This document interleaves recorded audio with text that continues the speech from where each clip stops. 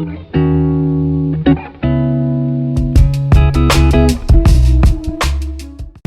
welcome back to Ready Garden. This is part 2 of smoothie making. And today we're going deeper into a really important point. That is portion control when using bitter and acidic fruits in your smoothies. So let's get to it. So first we'll start with a quick recap of the first video, part 1. So remember to start simple, using 3 ingredients at most when you're making your smoothies, and then adding more when you're comfortable. This will help you realize the flavors in your smoothie. Also, if there's just something that doesn't agree with you for some reason, you'll be able to readily recognize what that is. And there's so many more reasons, but remember, start small. Acidics with sweet might cause some bloating, so just remember all things in moderation. And greens and nuts are usually just a really good combination. Also, in the last video, we talked about some formulas for a starting point, because at the end of the day, things are going to be based on your taste buds, but we do want a good starting point that we can build upon. And so that's what we talked about last video. Let's talk about bitters first. Bitter foods are incredibly powerful. They help stimulate digestion, they support liver detox, and they also help balance that appetite. But they're also intense. That's why I recommend that we just start with 1/4 to 1 part bitter, especially if you're new to them. Think a small piece of bitter melon, or like a couple leaves of dandelion, or a small wedge of pawpaw. Remember, more is not always better, but consistency is.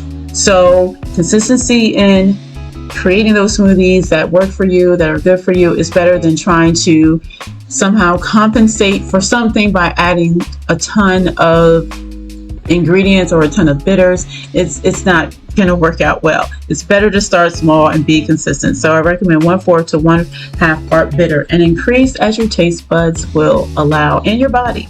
Next, we'll talk about acidic fruits like lemons, limes, and so forth.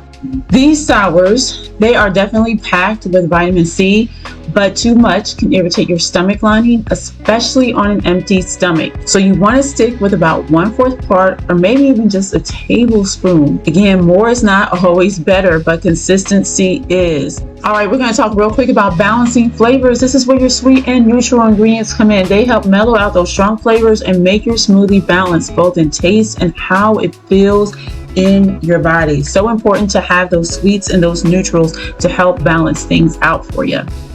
So some things to watch out for.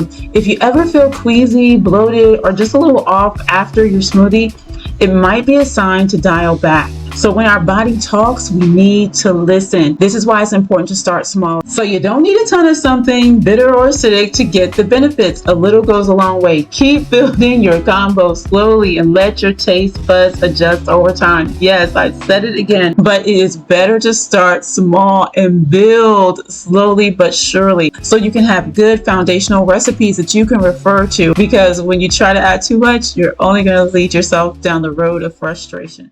All right, so here we go. We have our formulas and our recipes. So let's remember, when it comes to bitter and sour, we want to start off small. If you are unfamiliar with the taste of whatever bitter or sour you're using, you may want to start with 1 teaspoon. You may just ignore the 1/4 part and start off with 1 teaspoon.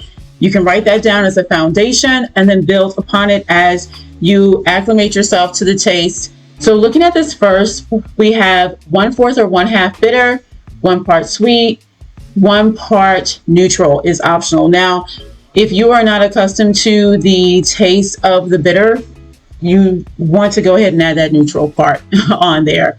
Again, with bitter, start off small. If you're unfamiliar with the taste of the bitter, start off with 1 teaspoon and add your 1 part sweet and your 1 part neutral, because we don't want to assume that we're going to like it.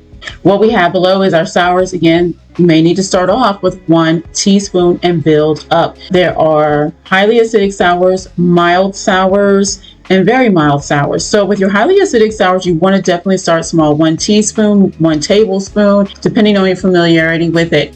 With your mild sours, you could do 1 tablespoon or maybe 1/4 part. And for your very mild, you could actually do 1 part. So that's why on the sours I have 1/4, 1/2, or 1 part. You want to add your 1 part neutral and your 1/2 part sweet. Definitely check out the description so you can see a list of acidics from highly acidic to mildly acidic to help you in your smoothie making. Hey, so I want to thank you for watching, and I've got even more natural healing videos coming your way. So if you found this helpful, don't forget to like, subscribe, and share it with someone who could use some natural healing. All right, y'all take care.